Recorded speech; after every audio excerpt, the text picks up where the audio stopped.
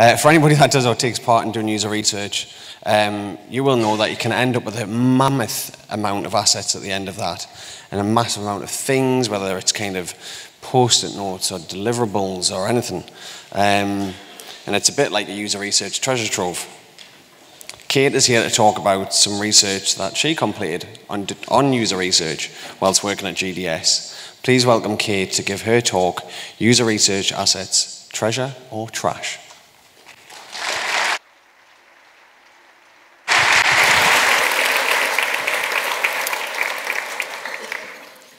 Thank you. Can you hear me? Great, yes you can. I can hear myself loud and clear too. So this is a, you see, is there anything on there? There you go, on it. This is a very meta talk. I'm a user researcher, and I've done user research on user researchers, and I'm presenting it in front of a group of user researchers. Which makes me kind of assume that a lot of you, even if you're not formally calling yourself user researchers, you spend time with users and learning about what they do. Can I get a show of hands as to who's a user researcher in the room? Okay, a nice number. And who isn't officially a user researcher but spends time with users? Okay, that's pretty much all of you from what I can see. Great, so I'm not going to completely flunk on this because I've got the right audience in front of me. So in 2013, I was asked by GDS to come and help them with their user research infrastructure. A lot of that was also looking at the assets that the researchers made. So all the kinds of things that we make in doing user researches, what do we actually do with this stuff? And I spent a lot of time talking with a changing team of around 40 user researchers. And it was a lot of contractors coming in and out in the early days of GDS, or the fairly early days. And a lot of it was kind of just little chats, private conversations, and some of it just really observing how researchers are working, mapping out the kinds of things that they're making in the workflow. I came in as a content strategist, and over those 3 years, learned a hell of a lot about user research, to the point where by the end of the 3 years, the industry thought that I was a user researcher. And after about a year of trying to convince people that I wasn't, I gave up and I became a user researcher. So I delivered a couple of things, well, a few things at GDS. The one was a user research lab, which is one of my other obsessions. And the other two things were some secure research platforms. The one was a panel for housing a lot of data of people who have volunteered their time to participate in research about gov.uk. So a lot of sensitive data and a lot of personal data. And I also delivered a pilot for an audio-visual library so that we could understand, with this bulk of video that we're making, how can we make it useful? Can we make it useful? Is there even a point in making it useful? This talk is kind of foundationed on that, but on a whole lot of stuff that came after as well. So I guess it's also worth saying that since I did that research, a lot of, I've worked with clients around the world and lots of research teams, and just been kind of keeping my researcher of researchers' eyes open and having, again, informal conversations to learn more about them. But also a lot of people from across the world have come to me to have conversations because of my work at GDS. And it's been really interesting to have the research I did there validated on the way. It's amazing to be talking to a group of research people who, even leave the word research alone, but people who spend time with users, because it'd be really interesting to know whether it's validated across all of you. So what I mean by research assets, a massive list here, and I'm sure a lot of you could think of even more things that I haven't listed here. Recruitment briefs, videos, audio things, the list is endless, discussion guides, all the sort of stuff that we produce in doing research. So 99% of people that I've spoken to about their assets or their artifacts, whatever you want to call it, they feel that they're failing at filing. They feel that their files they're untidy, stuff is all over the place, it's insecure, and they don't really have, even though they're kind of collecting all this stuff, it's like when I actually have an opportunity to do something with it, I can't find it. So it kind of brought to me this question of, if we're collecting all this stuff, most of us, and just a kind of a caveat is that everything I say is generalized based on my research, but are our user research assets treasure or are they trash?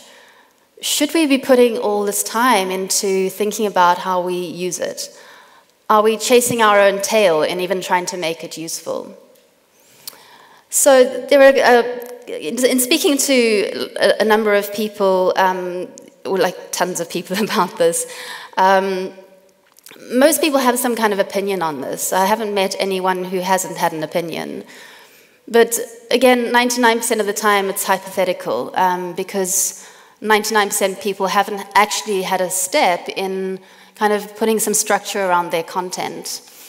The only two instances where I've seen, and there's more going on now, people are kind of thinking about this a lot and doing stuff, was a few years ago I spoke to a researcher who was working at MailChimp, and they were using at that time Evernote, and were very happy with how it was going for them. And I must admit, when I first arrived at GDS, I looked at Evernote, and for various reasons that I'll share today, it just didn't seem like quite the right solution. But I might, maybe one day I change my mind on that. And there was one team in government that was also very rigorous on their filing processes. It was a rapid, agile team, and they had a very rigorous setup for exactly what they were keeping, what they were reporting on, and how it was stacked up. But other than that, it was like just two instances in the many instances I've been exploring. So in today's talk, I'm unfortunately not going to be able to give you some kind of one-pill panacea to any of your asset woes, assuming you have those woes. I just don't have the solution myself quite yet. But I'm working on it, and when I do get it, I'll come back and share it. But what I will be able to do is help you understand that it's not just you. Unless you're some kind of Uber filer and you're kind of thinking, I have awesome filing. I have no idea what she's on about. I'm probably going to bore you and possibly annoy you for the next half an hour. You would be the edge case if I kind of go by my research.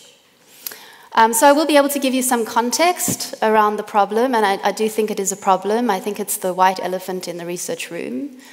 And I've got a kind of a simple process for how I think we can solve the problem, how we can kind of get some way forward on it.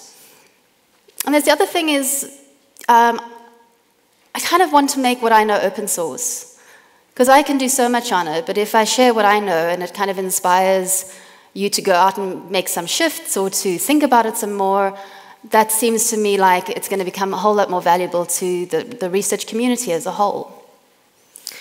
So I think that the crux of the matter is that it's about emotion and context, rather.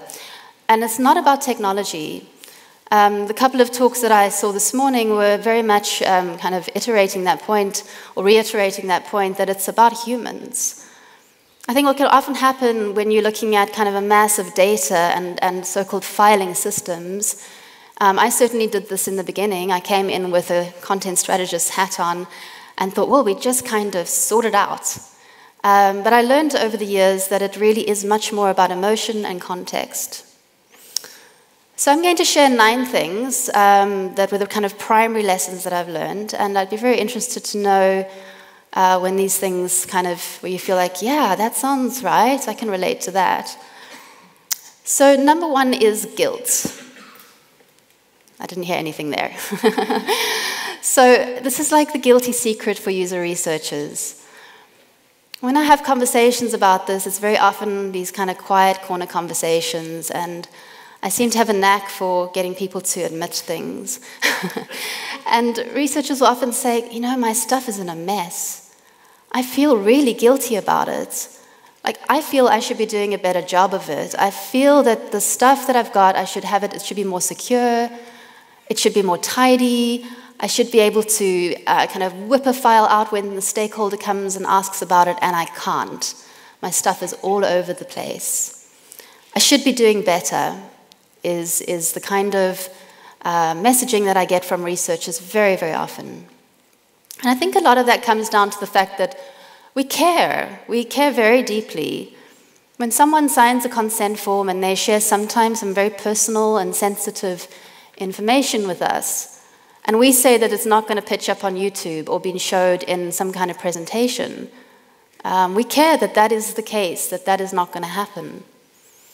And so even with researchers and research teams who do have kind of archiving solutions or filing solutions that are well organized, if it doesn't have something in place that the researcher knows who's looking at their stuff, what's going to happen with it later on, they will circumvent that and file things on, keep it on SD drives, or get a secure hard drive, a password protected or encrypted hard drive, and keep it in a desk drawer at home.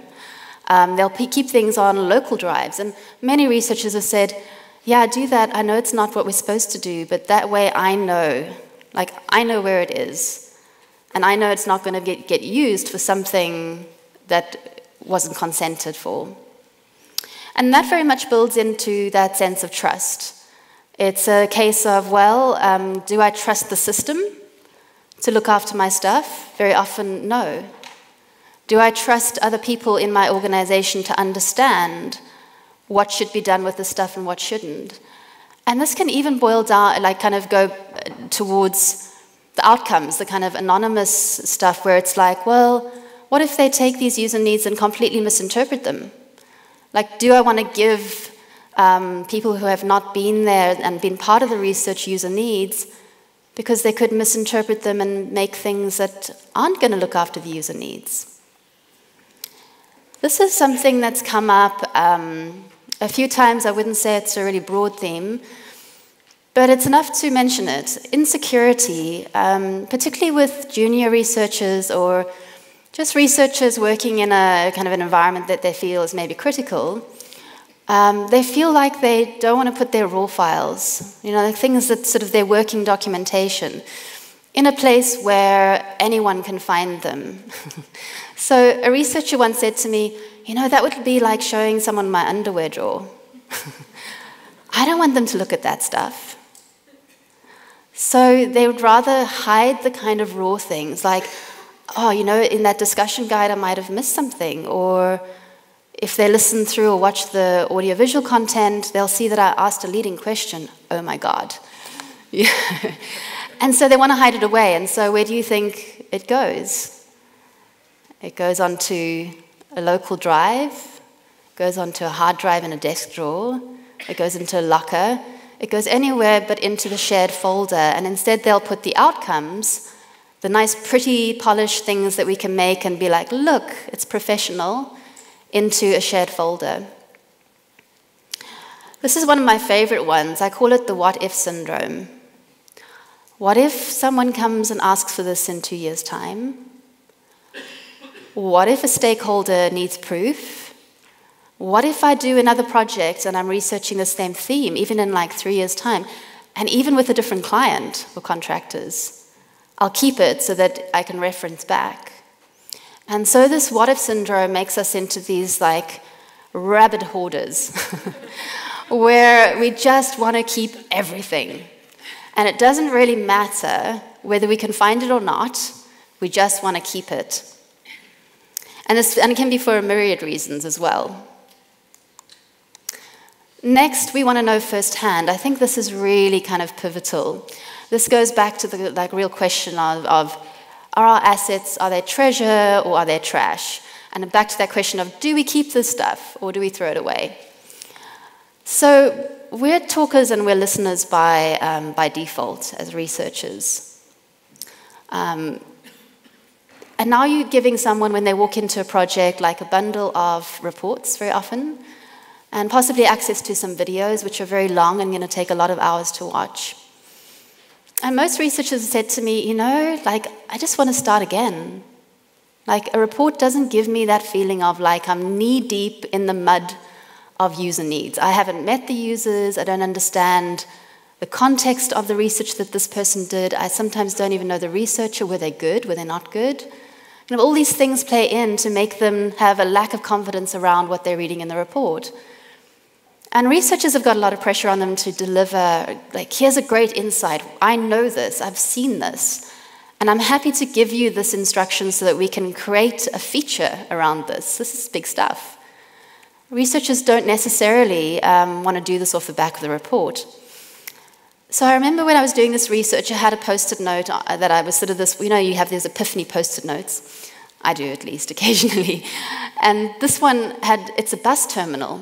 If I'm making a research repository, researchers don't want to go there to actually find reports and then read them, because they want to do the research and know for themselves firsthand how users are responding and what their context is. But they go there to go and find out who did this research, who was in that team. Can I have a conversation? Can I ask questions and listen, our default kind of mode, to find out more about this research, and then I might be able to build on top of it. We don't look back. This is something that's validated all the time. Research seems to be very of the moment. There's a sense that research is very much about this very specific context that I'm in. And I don't know if that's going to be repeated again. And so is the research even valid? Sometimes it's just because we actually can't find our stuff that we don't look back, or there's just too much of it. But the only time that I've heard recently of when someone needed to look back was when a stakeholder came to the researcher and said, I need proof of why this decision was made. And he was one of these guilty conversations, and he was just like, holy shit, I could not find it. Because my filing is all over the place. I just didn't know what to do. We're very self-focused and very now-focused, and I've seen that when trying to think about I'm thinking about like big teams like GDS or other companies have got broader teams than just a small research team all on their own, trying to implement some kind of strategy that's going to work across an organization. And for the most part, researchers, they are thinking about, what do I need from this filing system right now? Like, in order to run this project and make it a success, what do we need to do? And so the team will come up with some kind of strategy, even if it's not verbally agreed. And it's very easy for them to stick to that, because they all kind of feed into it and keep it alive. But as soon as it becomes something that's broader, then another team has a completely different way of thinking about things, and they have different needs. And so it's a different strategy. And this is where I find it interesting that it's almost like the strategies need to be based on teams for how things are filed. I haven't quite gotten to grips with this one, I must admit, but it's definitely something to be thinking about. And on now focused, it's a sense that, I don't know, do I care? Do I want to put in a load of metadata around some bit of content for someone who might come back, like this maybe person who maybe will look at content for a maybe project? I don't have time for that. So I think there's a real balance in what's delivered and how we address these things.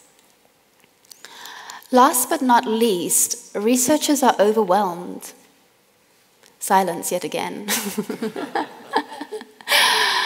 Researchers, we're super busy, and now you put in like an agile kind of 2-week iteration process. And just as a warning, my voice has only returned in the last couple of days, just on time in case it goes away again. So we're running these like super fast agile processes, and in between this, you've got to obviously do your recruitment, and you've got to set up your research, and you've got to do the research, and there's a whole lot going on. And then I'm going to pitch up and go, amazing. I'm going to give you this like filing system with a naming strategy. And I want you to put stuff in like particular places, and we're going to do this with this and that with that. And it's no wonder that these things don't necessarily work in that context. And then adding to that overwhelm is that we just produce a lot of stuff. Like tons of stuff is kind of coming through. One research day is going to give you 6 hours of video, around about. And it's coming through so fast, if there's no strategy in place to really kind of funnel it and deal with it, it just becomes in itself a really overwhelming thing. So in this context, it's no wonder that Dropbox and a naming strategy don't necessarily work. So at this point, it's really worth mentioning the General Data Protection Regulation, the GDPR. Who's heard of that? Okay, so really good. I'm imagining that information security has been knocking on your door and saying, hi. So I have to admit that I'm not an expert in GDPR. For one thing, I've been researching in the pharmaceutical industry for the last 8 months. But my work now is, again, working with a company very focused on their research assets and infrastructure. So my head's back into it, and this talk is very well timed. The other thing is that even when I was working on the stuff and we were focused on DPA, on the Data Protection Act, it can be very overwhelming if you think that you've got to be doing research plus filing and now become an expert on the DPA or the GDPR you're sort of coming up. I knew enough to kind of keep with the conversation, and then I worked with people who are information security specialists and are expert in this stuff. So I think it's always worthwhile to know that you don't have to become an expert in all of it. Work closely with a team that really does know and hand that stuff over. So just briefly about it, it's a new legal framework. It's an EU framework for data processing. I'm actually just going to read to you what it says on the ICO website. That applies to those who have day-to-day responsibility for data protection. And if you're a user researcher and collecting data about people, then that's you. I hear that it's stricter, that there's a lot more kind of looking at who is responsible for making decisions around data and really having, I forget the word now, but, like, it will come to me, but like, this is your responsibility and you're accountable. That's the word I'm looking for, accountable for that. So that's apparently quite a difference from the DPA. And it's going to apply in the UK from the 28th of May, 2018. And this feels like a really fortuitous moment because you've got 6 months, around about, to kind of restart if you haven't had a great conversation with information security and IT or just a great relationship with them. This is a really good time to kind of restart that conversation and get going on it again. It seems like a lot of you are thinking about it already anyway. So I think that we need to make the problem much simpler. If we go back to this kind of idea of overwhelm by the sheer amount of stuff that we've got, I think if we break the content that we've got down into kind of 3 areas, it becomes now even easier to think about. So the first is project organization kind of stuff. So this is like recruitment briefs or plans that you've got. It can be panelist lists and things like that. And some of this data might be personal, but for the most part it will be kind of anonymous stuff generally.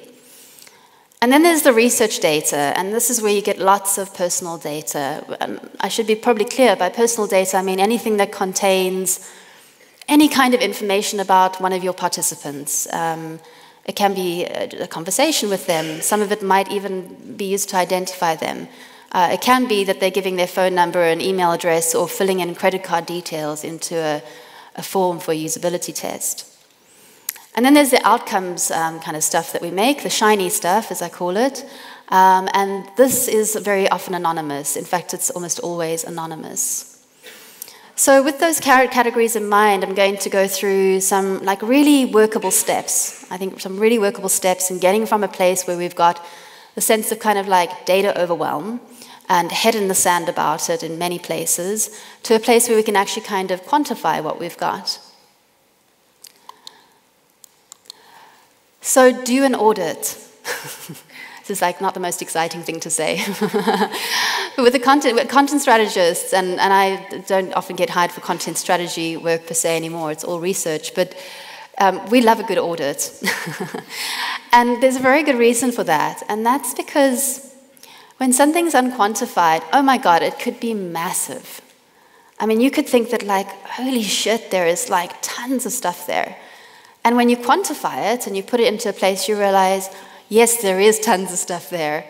But you can also realize, no, it's not actually that much. It's not nearly as bad as I thought it was. A few years ago, on a completely different project, I audited the BBC website. and I thought I was going to be at it for days. I can't even remember why I was auditing the BBC website. And you know, when you think of BBC, you think like, that's a massive website. It took me a few hours.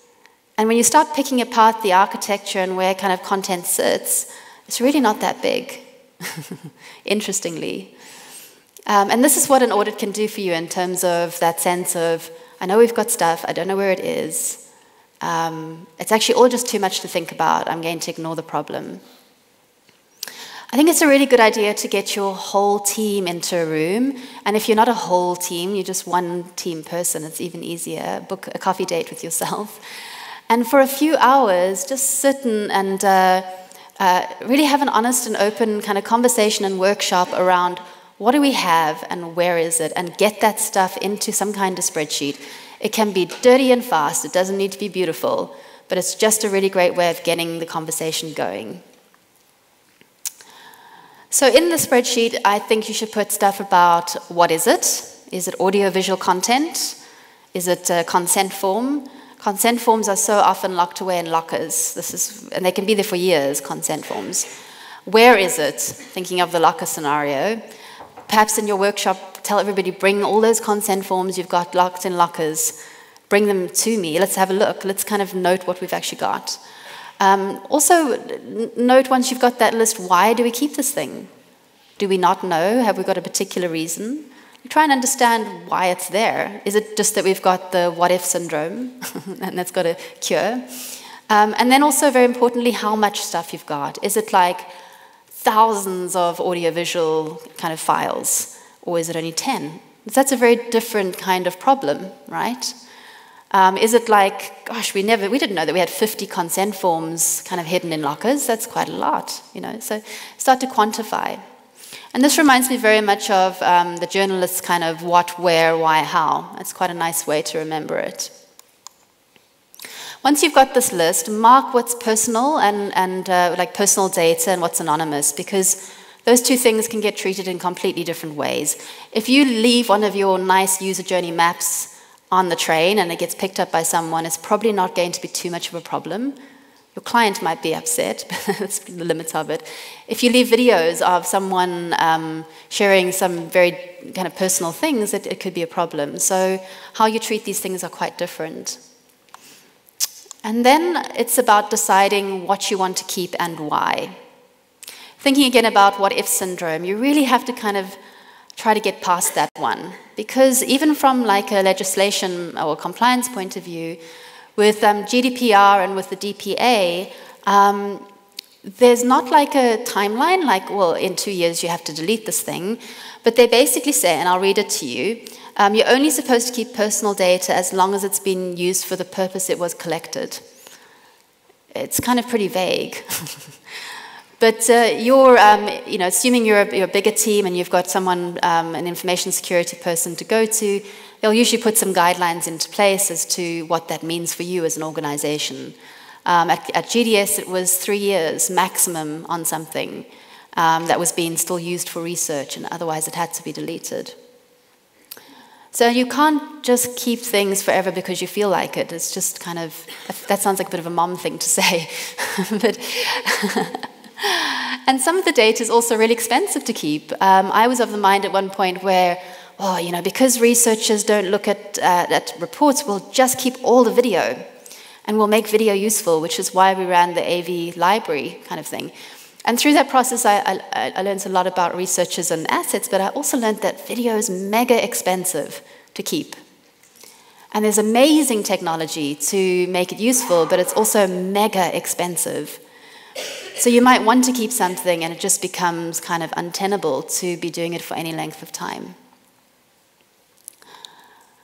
Next up is to anonymize. So if you've got stuff that you do want to keep, you've kind of minimized what you want to keep, and you're like, this is the stuff we want to keep.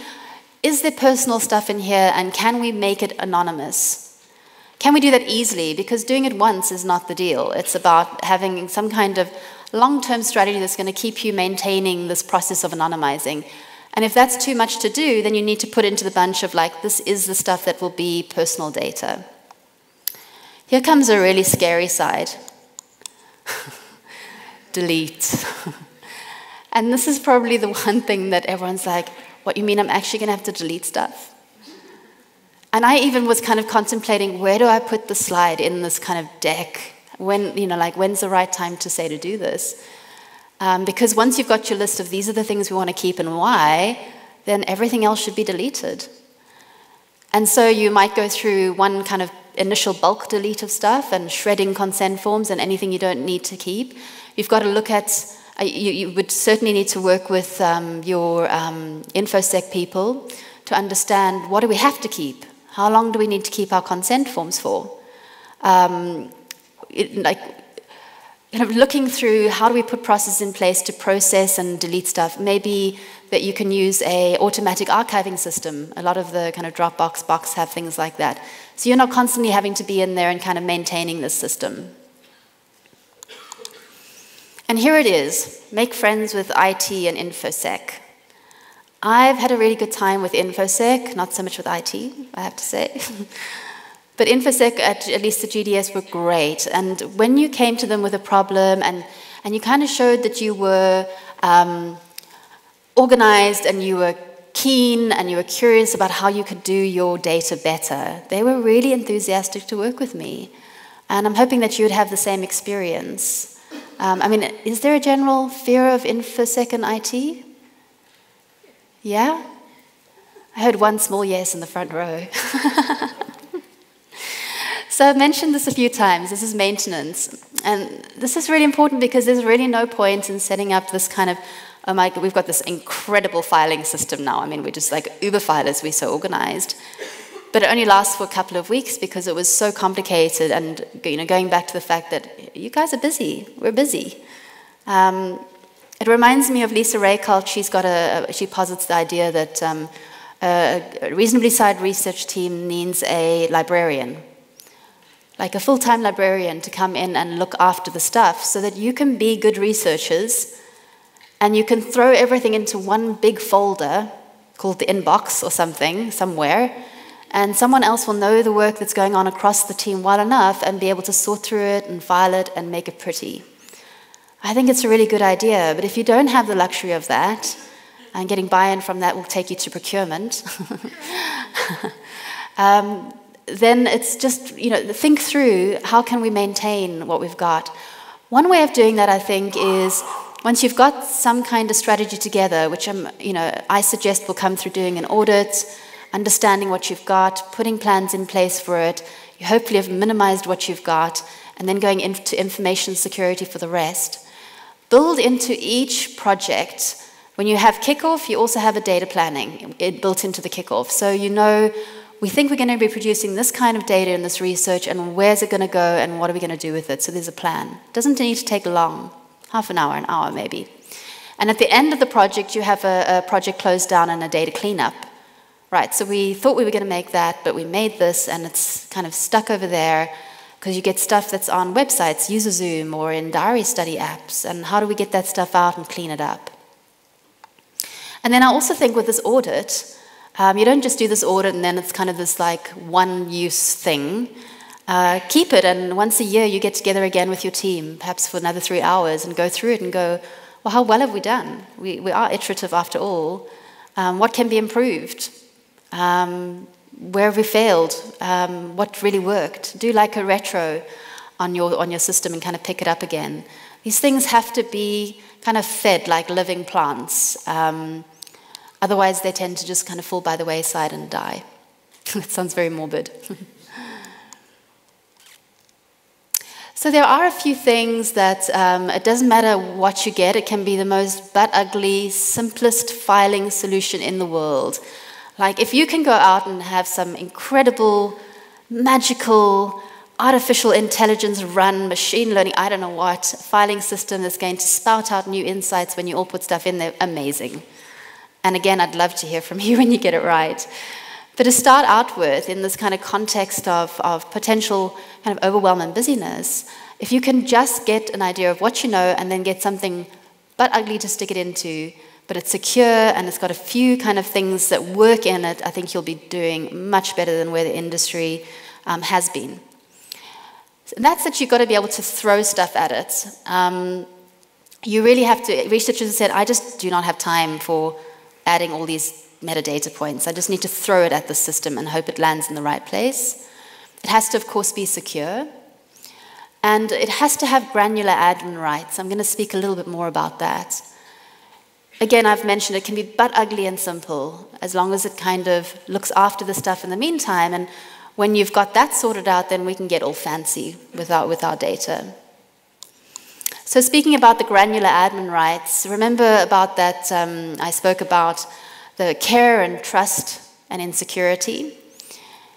If you don't let a researcher know that when they put a file in a particular place and they know that it's only them and their teammates that can get hold of it, and those people understand the consent around it, and they can speak to them and they see them, they're going to circumvent your filing, kind of your amazing filing system you've got, and still keep things on hard drives and on SD cards and all over the place.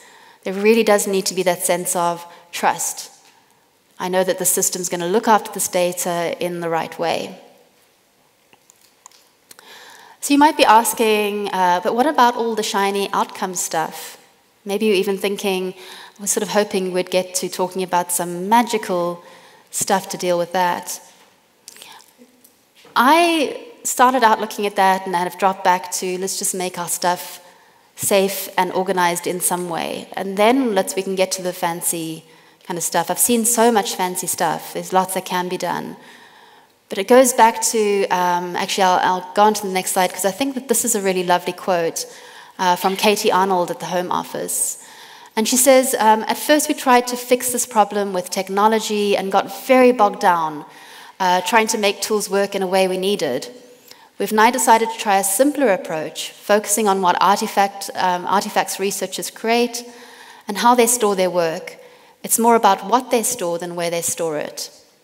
And I think that's so true. It's not getting bogged down in fancy technology. At the moment, I've got a hypothesis around the fact that perhaps we have some templates that include basic data, the name of the researcher, the research project, and the date. That's it. And we can possibly search by those details instead of searching by where a file is in a folder, so using in-document search. But I haven't experimented with it yet, so I'd have to kind of wait to see how that pans out. So lastly, go forth and file. I know that's not the most exciting thing. It's like, don't worry about it, I had a bad joke. If you've been worried about your filing, I hope that at least from this time, you've learned that you really aren't alone. It's not you only. You're in the majority as opposed to the minority. And I hope these basic steps will kind of, that you actually will take them and use them and get from a place of kind of overwhelm and don't understand to having some kind of plan in place and some kind of quantifiable knowledge of what it is you've got, and then hopefully some really great conversations with IT and InfoSec to come towards a really good plan.